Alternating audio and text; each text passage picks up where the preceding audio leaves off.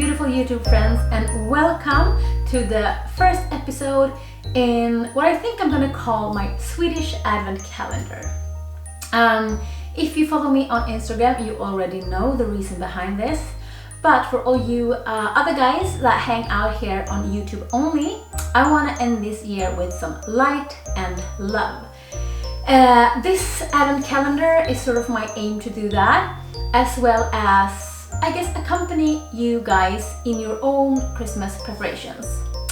I will go through some of my personal Swedish favorites, some Swedish Christmas traditions, and a little bit, some fun facts, I guess. I hope you're gonna like this, this little Christmas calendar. And this first episode will be all about the Julpyssel. And what is that? Well, the closest translation, I think, is the Christmas DIYs, do-it-yourselves. So all the things that you make sort of handmade, all the little details in the Christmas celebrations. And I think Sweden, I mean, not all Swedes, but most Swedes at least, do, even if it's just the tiniest details, we all do a little bit of Julpyssel before Christmas. And I'm going to go through some of my favorites and what's a tradition in Sweden if you look back in history. So, back in the days, the walls were covered in these hanging tapestries, I think you call it, and the floor were covered in straws to just make the house a little bit, Christmas cozy and nice and decorated. That's not how we do today, believe it or not, but one thing that's, sort of stuck with us through history is something called pomandrar. So this is something that a lot of us Swedes do during Christmas. It's basically just two ingredients to make this one: oranges and cloves. You just basically shove in some whole pieces of cloves into an orange and place them on a platter as a centerpiece on a table, dinner table maybe, or just as a decoration somewhere in the house, or the classic old style. Add a red ribbon around it and hang it in a window. I just love making these. I don't know really why, but there's something special about them. They remind me so much of my childhood Christmases. It's easy to make, it's fun if you're a kid, it's just so easy to make these. And it's a big part of at least my Christmas tradition. So number 2 on my list of Christmas Julpyssel, these guys. So in Sweden we call them smällkarameller. Apparently you can buy these pre-made and they're called Christmas crackers in English. In Sweden, however, you don't buy them, you make them yourself. You make them with tissue paper, some kind of paper roll in the middle, and then candy, of course. You add some candy in here, roll it all up, and then the important part.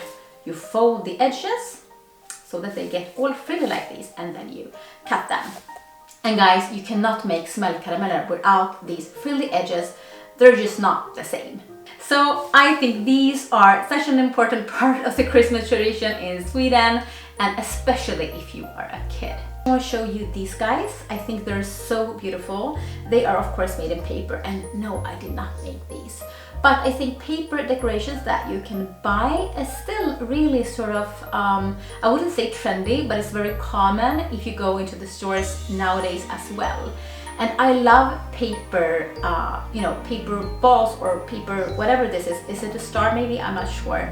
But I just love these paper Christmas tree decorations because they remind me sort of where we come from and what we used to decorate our trees with back in the days.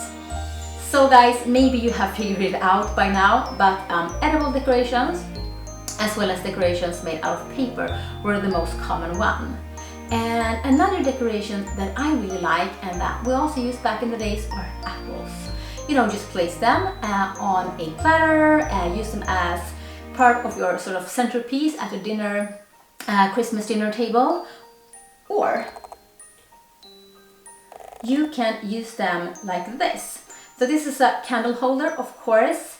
It's in smidesjärn. I need to Google that word because I have no idea what that is in English.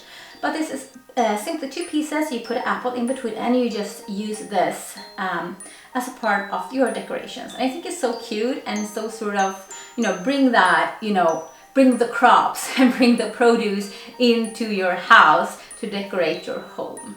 I'm gonna use this as my, well, not as a centerpiece, but as a part of my Christmas dinner decorations. Another edible julpyssel or Christmas decoration is the gingerbread cookie.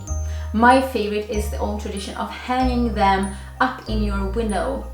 I just love making big hearts and decorate them in, the best way I can, and then just use them as decoration. Of course you can eat them, but they will be a little bit dusty, when January comes and you're done with the Christmas celebrations. So guys, that was the first episode of my Swedish Advent calendar. And I really hope you enjoyed this little Julpyssel episode. I'm gonna go through small details of our Christmas celebrations here in Sweden, as well as my personal favorites, the up and coming days. And I'm not sure how this is gonna go, but I just feel really excited to celebrate the Christmas and have this little cozy hangout with you guys while we prepare for one of the biggest days in the year, I think. So if you like this video, it's the same drill as always. Give me a thumb up and subscribe if you haven't. Until I see you next time, God jul!